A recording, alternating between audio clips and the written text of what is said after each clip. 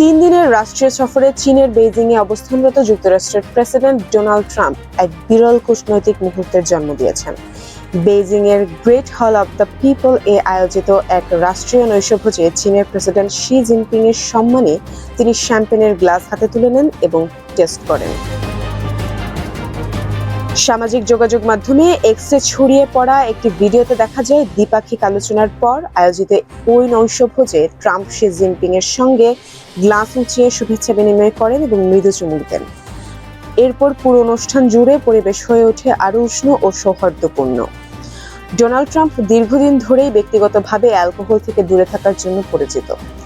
পারিবারিক এক ট্র্যাজেডির পর থেকে তিনি মদ্যপান না করার কঠোর সিদ্ধান্তে ছিলেন বলে বিভিন্ন সময় জানিয়েছেন। সেই অবস্থান থেকে সরে এসে এই রাষ্ট্রীয় নৈশভোজে তার অংশগ্রহণকে অনেকেই ব্যতিক্রমী কূটনৈতিক ইঙ্গিত হিসেবে দেখছেন। ভিডিওটিতে আরও দেখা যায় গ্লাস উঁচিয়ে টেস্ট করার পর ট্রাম্প করতালি দেন এবং উপস্থিত অতিথিদের সঙ্গে হাস্যোজ্জ্বলভাবে সময় কাটান, যা পুরো নৈশভোজকে এক সৌহার্দ্যপূর্ণ পরিবেশে রূপ দেয়।